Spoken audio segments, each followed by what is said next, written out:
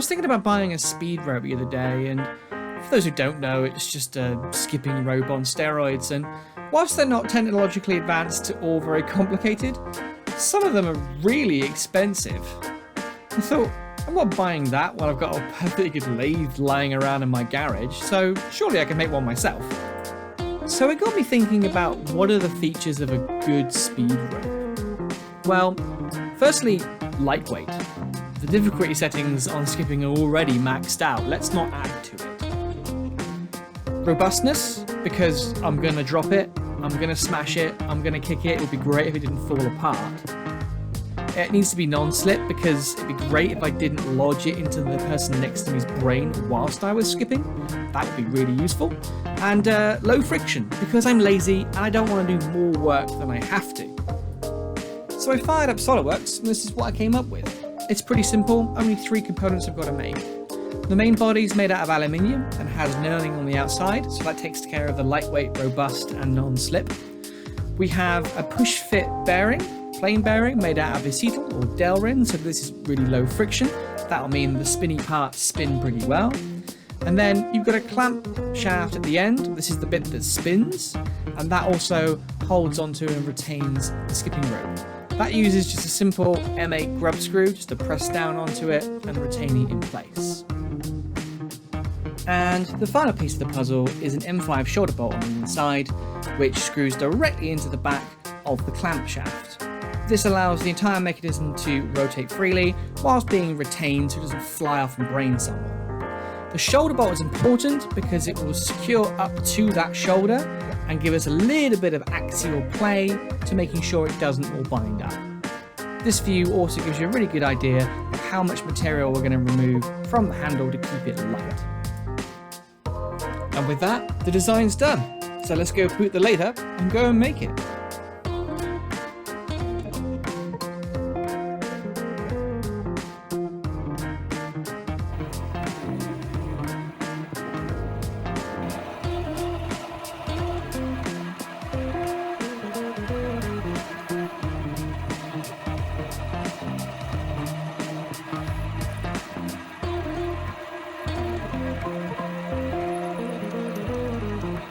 This 13mm drill is a bit of a monster for my tiny lathe, as is evident by that chatter. We get through it.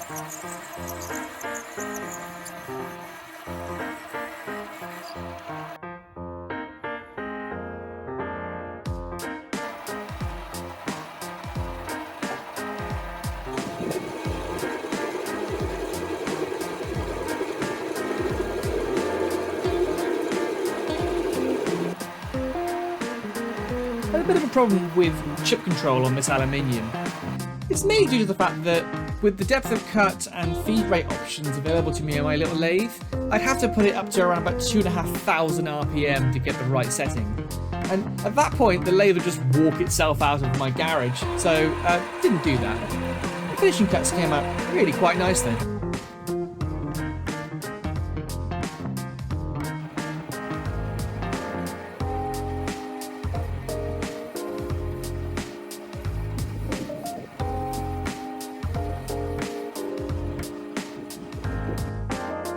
I really wasn't happy with the knurling in the first handle. I couldn't tell if it was because I just didn't put enough pressure on to begin with, or the fact that there's a ruddy great big hole going through the length of the handle, it just deformed rather than forming the knurls.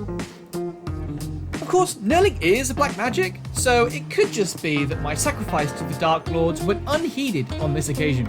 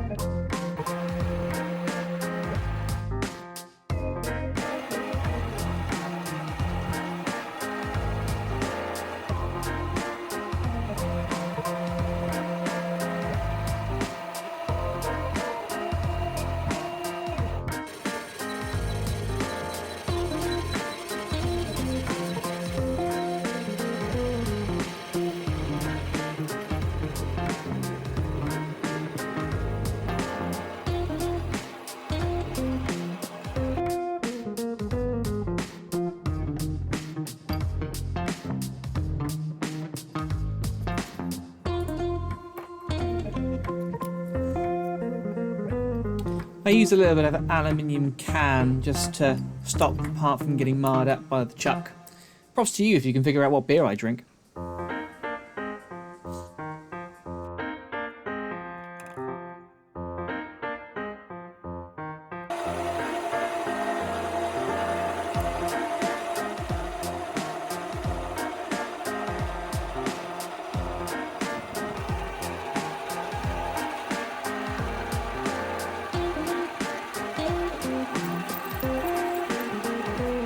Okay, so hear me out. I don't have a boring bar which was small enough to get into this, and this 14mm end mill was all I had.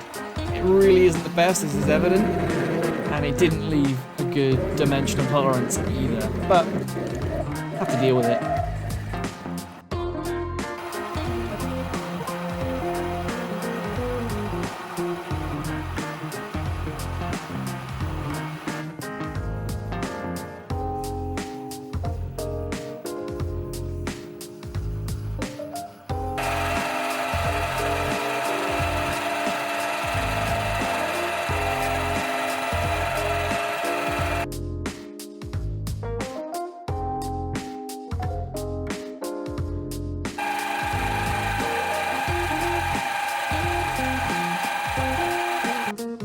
You'll see me check the diameter of my parts all the time rather than just once or twice, and that's because I'm just terrible at mental arithmetic and I'm paranoid that I'm going to overshoot it, which, spoiler alert, I actually do at one point.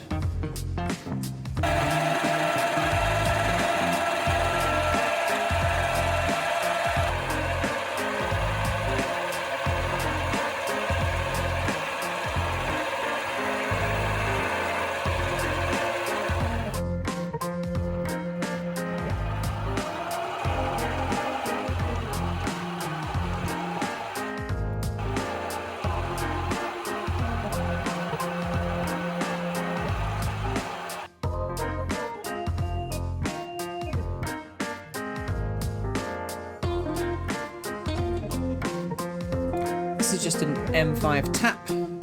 I don't own a spring-loaded tap follower, not sure why.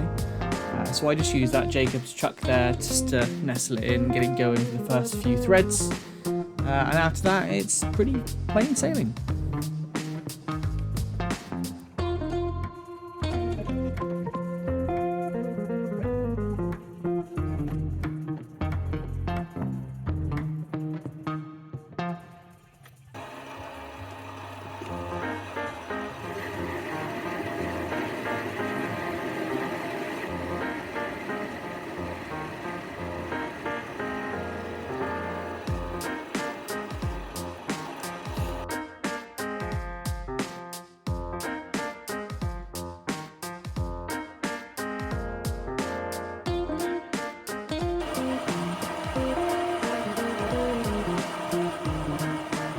Next up, I'm going to form that 5mm radius at the end of that clamshaft. I don't have a tool to do it, so I'm going to have to make it manually. The chamfer tool just really gets rid of the bulk of the material and just makes the filing a lot quicker and easier. That file is what gives us the shape. However, filing doesn't leave a very good surface finish, so what I do is I follow it up with a combination of 400, 800 and 1200 grit emery paper. Normally it doesn't work that great on aluminium, but actually it came up really nicely.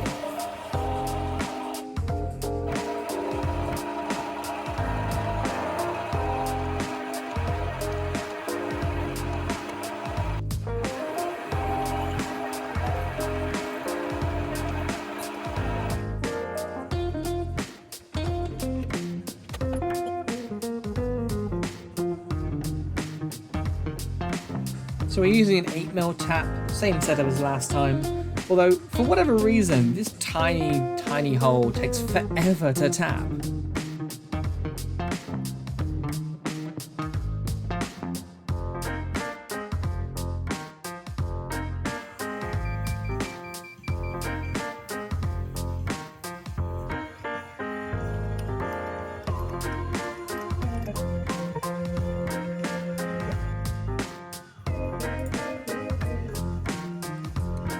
The astute amongst you might notice I'm using an 8mm drill bit as a part stop. This is just another example of my supreme laziness and my total refusal to make or buy anything of actual use for my workshop. Hey.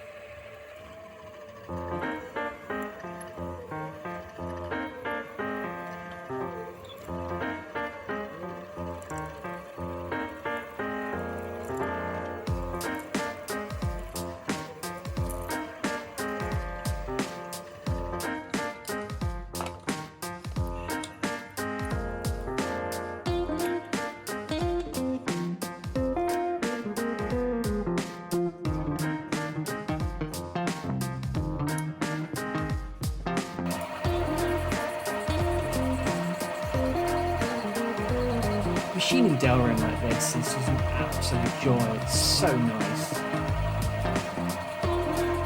However, that was the end of my good luck, and the rest of this part bird's nests like an absolute bitch. I realised it was because I wasn't being aggressive enough with my cuts, but you live and learn. Quick test of the press fit into one of the handles just to make sure it's going to go. Snug it on. Yeah, I'm going to call that. That's pretty good. Okay, pass Mike has spoken.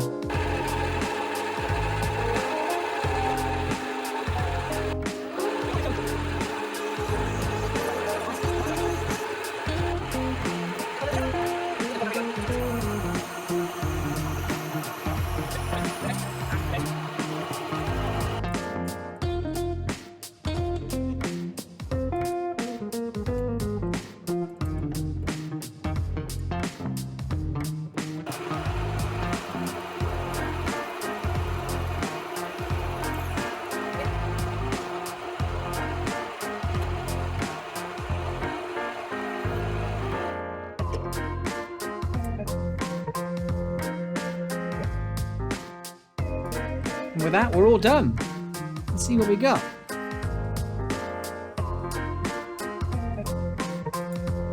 Overall, I'm pretty happy. There were some issues like the knurling on the first handle, and the use of that end mill was really not the best idea. The result of that is that these bearings are match fit, so this bearing will fit into both. This bearing will fit into this handle, but it won't press fit into this one. And that's just the result of using that end mill, which was not the best tool. Having said that, the press fits are actually very, very good. You can just about feel that to snug into place. Couple of taps with the hammer and in they go.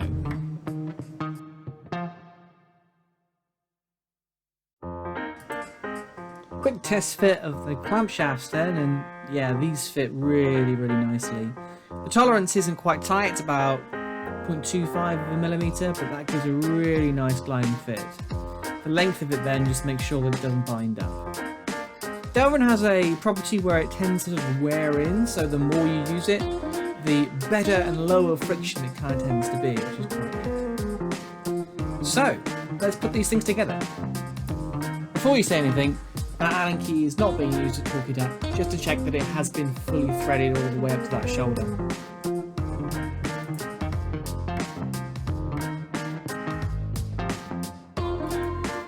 So one of the knurls didn't come out great, like I said, and I think that has something to do with the fact that I drilled this ball first, came out, turned the outer diameter, and then did the knurl. I think this ball meant that it couldn't actually compress and form those knurls properly, and you end up with this sort of hatchwork rather than a knurl.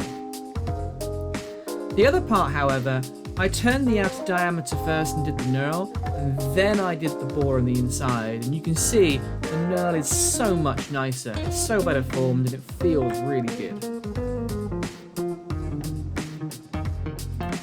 I think at some point I'm going to try and re-knurl this or remake it. These grooves don't match up very well, and that's a function of the fact that I tried to stop the knurling tool, rather than, in hindsight, turned that groove out and then knurled the 2 journals instead.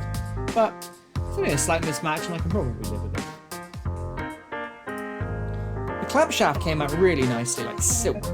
The end plate's pretty good too. We were aiming for 1 to 2 mil and it kind of came out the high end, but considering that's controlled by that bore at the back, which I can neither see nor measure, I'm pretty happy with the result. Only one thing left to do now, and that's put on the rope. And in the interest of fair, unbiased science, and the fact that I'm actually terrible at skipping anyway, I've enlisted the help of Mrs. I'm Not Buying That to help test the rope.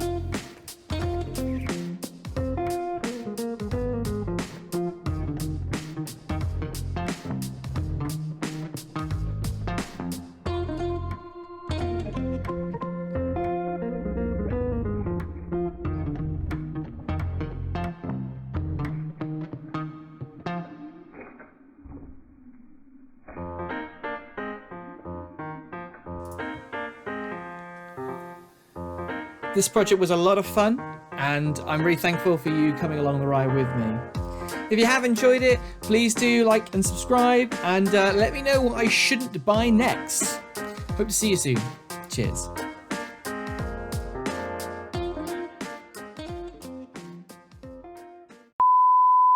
That'll do, pig, that'll do. Right. Oh, it's up! Oh, it's up! Bit of lube, let's go! Oh, it would help if I put it the right way around. Idiot.